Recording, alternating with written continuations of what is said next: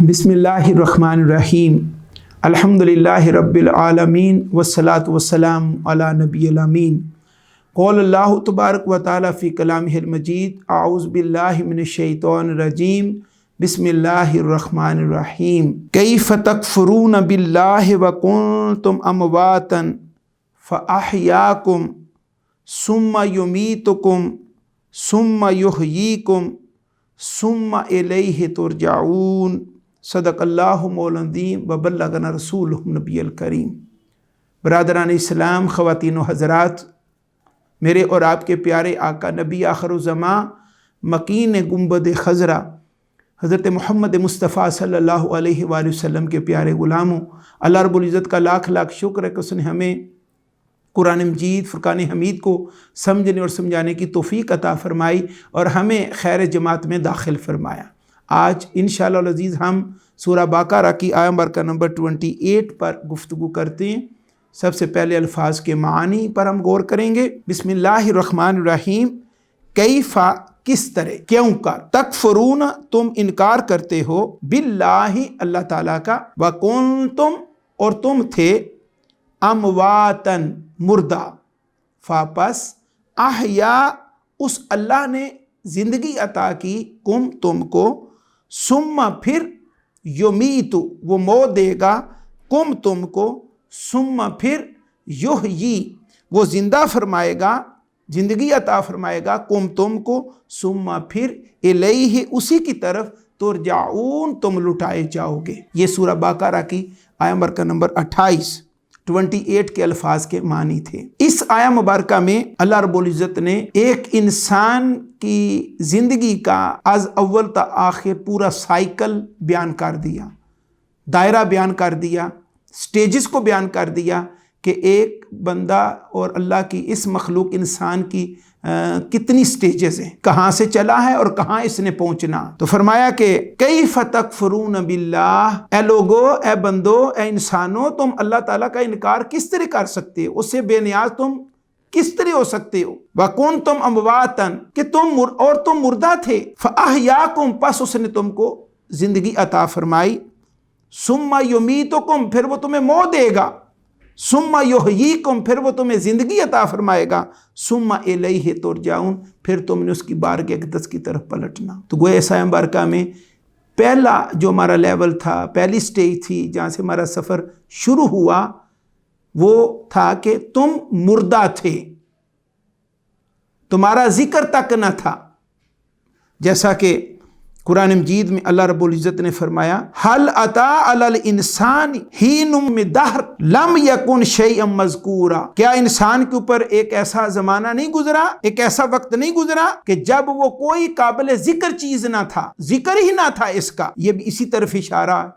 कि तुम मुर्दा थे, तुम्हारा वजूद तक ना था, तुम्हारा जिक्र तक ना था। अल्लाह रब्बुल इज़्ज़त ने कितना बड़ा एहसान ए इंसान तेरे ऊपर किया, उसने तुम्हें जिंदगी अता फरमाई, तुम्हें वजूद अता फरमाया, तुम्हें काबिल जिक्र बनाया। कैफ़ तकफ़ुरून बिल्लाहि व कुन्तुम अमवातन फ़अहयाकुम, बस उसने तुम्हें जिंदगी अता फरमा कर तुम्हें वजूद अता फरमा दी, तुम्हें काबिल जिक्र बना दिया। और इसके बाद फिर क्या होना है, सुम्मा युमीतुकुम फिर वो तुम्हें मौत अता फरमाएगा। अगर हम इसी पर थोड़ी सी रुक के बात करें कि हम दूसरी स्टेज पे अभी खड़े हैं इस दुनिया में, आलम नासूत में। ये दूसरी स्टेज है कि पहले हालत मौत थी, अब हालत जिंदगी है, और इसके बाद आगे फौरन जो अगली स्टेज है वो हालत मौत है कि मैंने मौत का सामना करना है। कुल्लु नफ्सिन ज़ायक़तुल मौत, हर जी रूह ने मौत का जायका चखना। तो ये जो हमारा मकाम है, ये जिंदगी का, ये दुनिया का, ये दारुल अमल है, ये आजमाइश की जगह है। अल्लाह रब्बुल इज़्ज़त ने हमें इस मकाम पर इसलिए रखा है कि वो हमें परखे, वो हमें जांचे। जैसे अल्लाह ताला ने फरमाया कि खलक़ल मौत वल हयात लियब्लुवकुम अय्युकुम अहसनु अमला, कि उसने तुम्हें मौत और हयात के दरमियान रखा, इन टू पोल्स में।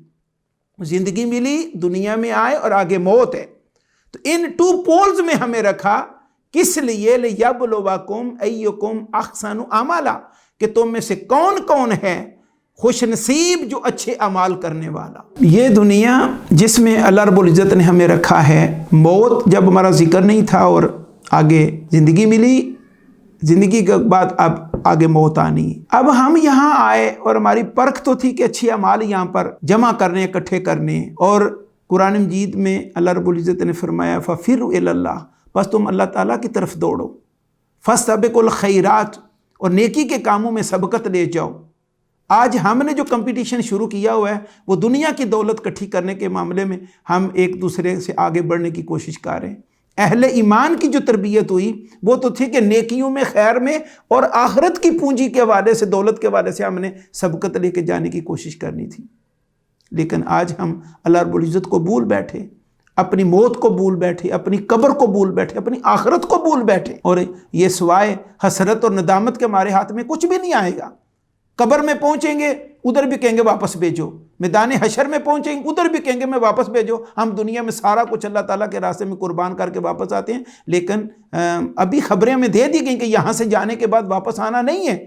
تو ادھر جب جا کے کہنے کا کیا فائدہ ہمیں ہوگا؟ آج ضرورت اس بات کی کہ ہم بیدار ہو جائیں، اللہ رب العزت کی بندگی کا حق ادا کریں، حضور علیہ السلام کی غلامی کا حق ادا کریں، کتاب و سنت کی تعلیمات کو سمجھیں اور اس کے مطابق اپنی زندگیوں کو ڈالیں، تاکہ ہماری دنیا بھی کامیاب ہو، ہماری قبر بھی کامیاب ہو، اور ہماری آخرت بھی کامیاب ہو۔ اس کا سارا دار و مدار ہماری اس دارالعمل میں ہے، اس دنیا کی زندگی میں جو ہم شب و روز ہم گزار رہے ہیں۔ ہمیں فحاشی سے، عریانی سے، بے حیائی سے، شیطنت سے، بدبختی سے، بدعملی سے بچنا ہوگا۔ ہر اس کام سے خود کو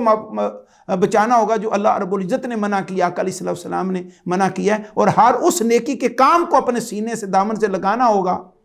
سینے سے لگانا ہوگا جو اللہ رب العزت نے ہمیں فرمایا، آقا علیہ السلام نے ہمیں فرمایا، تاکہ ہم نیکی کا پیکر بنے، خیر کا پیکر بنے، اور جب ہماری دنیا سے روانگی ہو تو ہمارا جب جنازہ اٹھے تو دنیا کہنے والی ہو یہ اللہ تعالیٰ کا محب اور عبادت گزار جا رہا تھا، ذاکر جا رہا تھا،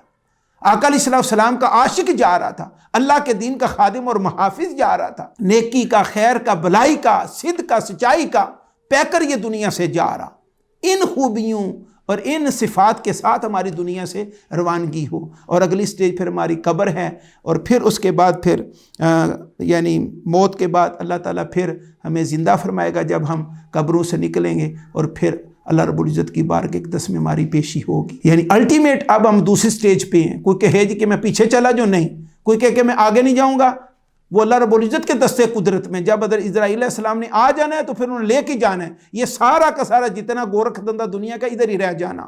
اور پھر قبر ہے، اس کے بعد پھر اللہ تعالیٰ ہمیں زندگی عطا فرمائے گا، اور پھر اللہ تعالیٰ کی بارگاہ اقدس میں ہمیں پہنچنا ہے۔ اللہ رب العزت نے ہمیں دنیا میں اس بات سے باخبر کر دیا، فرمایا اے میرے بندو تم اپنے اللہ سے کس طرح منکر ہو، کس طرح انکاری ہو، کس طرح بے نیاز ہو سکتے ہو، کس طرح اپنے مولا سے بھاگ سکتے ہو۔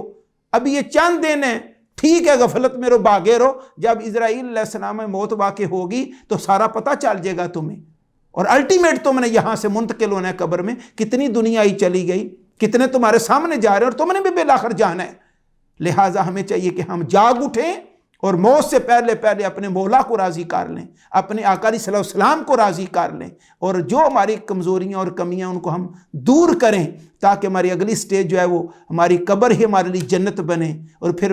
قیامت کے دن جب ہمیں اٹھایا جائے، اللہ رب العزت کی بارگاہ اقدس میں پیشی ہو، تو ادھر بھی ہمیں اللہ رب العزت کی حضور ندامت اور شرمندگی نہ ہو، ادھر بھی آقا علیہ السلام کو ہماری وجہ سے ندامت اور شرمندگی نہ ہو، آقا علیہ السلام کو ہماری وجہ سے ندامت اور شرمندگی نہ ہو۔ ہم اس طرح یہاں پر تیاری کریں، اور اس طرح اگلا اپنا یعنی بیدار ہو کے اپنے صبح و شام گزاریں۔ اللہ رب العزت ہمیں اپنی بارگاہ اقدس سے وفا کی توفیق عطا فرمائے، آقا علیہ السلام سے وفا کی توفیق عطا فرمائے، اور ہمیں اپنے دین کے مطابق اللہ رب العزت اور آقا علیہ السلام کی تعلیمات کے مطابق زندگی گزارنے کی توفیق عطا فرمائے۔ وما علینا الا البلاغ المبین۔